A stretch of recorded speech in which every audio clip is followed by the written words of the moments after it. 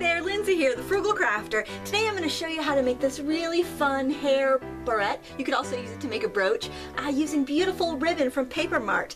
This is the Burlap ribbon and it's very soft, so it's great for accessories like this because it's not going to scratch you up while you're wearing it. You can find this on their website at www.papermart.com, and I bet all the other supplies you need you have right at home. So let's go to the table and I'm going to show you how it's done.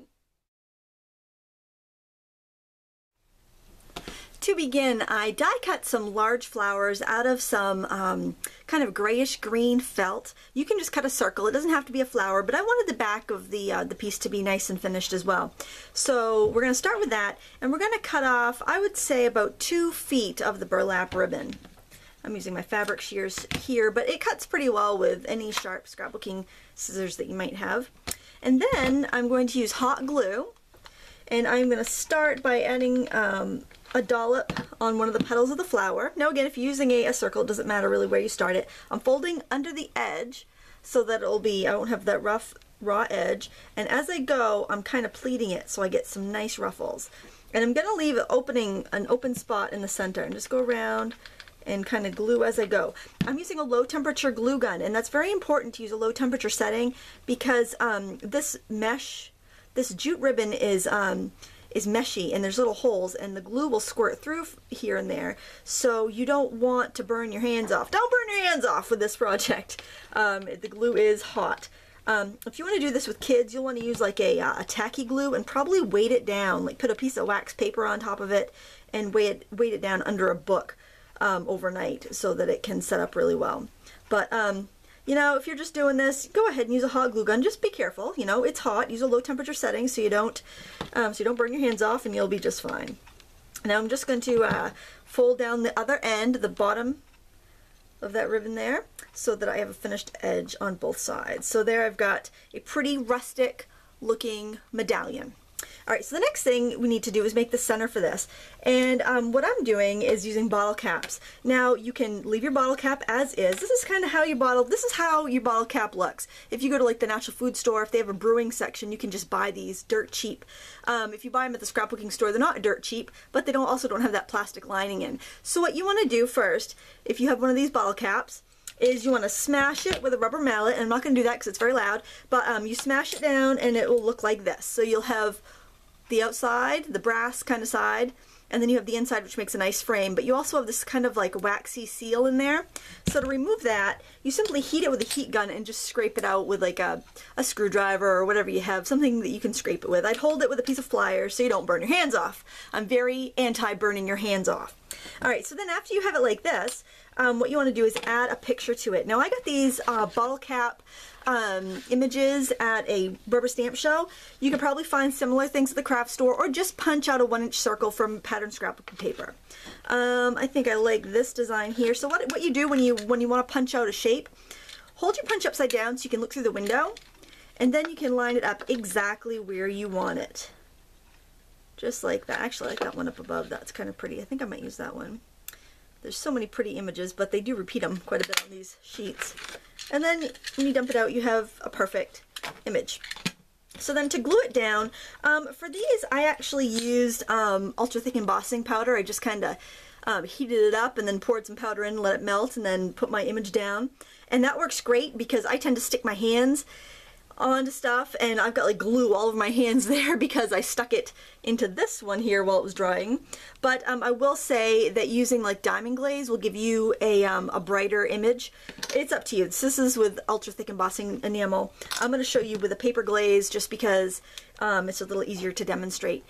So basically there's lots of products. There's that'll give you this effect. You have Judykins diamond glaze, you have Crystal Accents, Glossy Lacquer, all kinds of different brands, but it's basically a clear, super clear glue. This is paper glass finish from Folk Art. They're all basically similar. Oh, I think I like this image, so I'm just going to stick that in there. Press it down good so that it marries up really well. Let me bring it up to the camera a little bit so you can see. Okay, and then after you've done this, you want to draw around your image with a thick bead of the glue, so you kind of make a barrier. And then you're going to fill it in, and that's going to give you a domed kind of resin look. And you'll want to set this aside for a couple hours to dry, maybe even overnight. And make sure that you fill in any gaps between the paper circle and the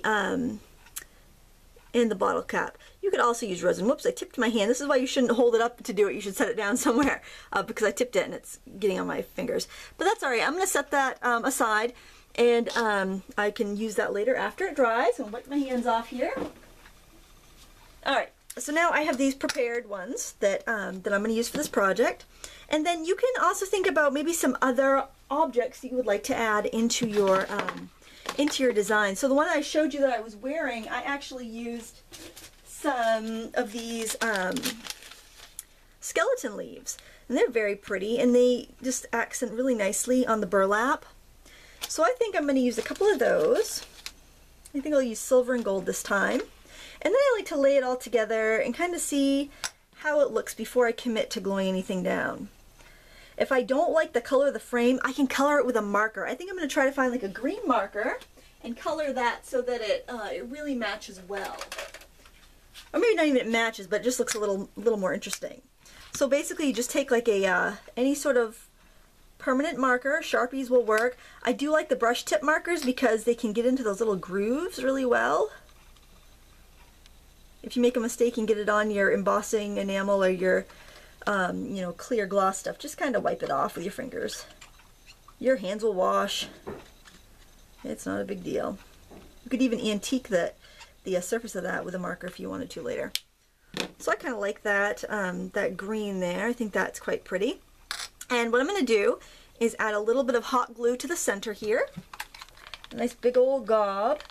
Now it's very important that when you glue these skeleton leaves down, that all your glue is going to be hidden where your bottle cap goes, because you don't want to see glue through the leaves. You want that to look a little bit neater. So I'm just going to stick those in there into that big gob of glue.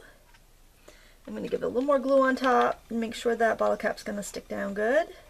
The reason I twirl my gun is to keep from getting any little strings. And then I'm just going to push that in there. And you do have a little bit of a time while the glue is drying to adjust a little bit. You don't want to drag glue all out of your project though. But that gives you a really nice little base that you can adhere a pin back or a alligator clip or whatever you like on the back of this. You can get the alligator clips from Paper Mart. They're you get like a package of 100 for $5, so it certainly is a bargain. That's what I used on the one that I have in my hair. I'll unclip that and show you that again.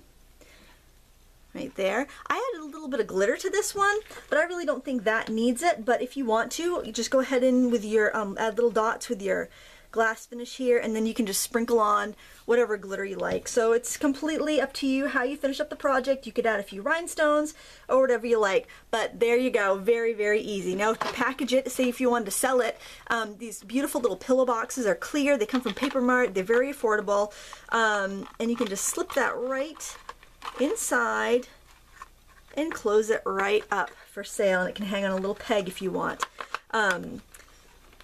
Can't remember exactly what these boxes cost. They weren't very expensive. I just cut a piece of 4 1/4 by 4 1/4 paper, slid it in there, and then I can hang that right on my display if I want to sell this. So there you have it. Very easy way to make your own hair pretties or brooches or what have you. I want to thank you so much for watching. I want to thank Paper Mart for sponsoring our video. You can check them out online at www.papermart.com, where we make you look even better. Thanks for watching. Until next time, happy crafting.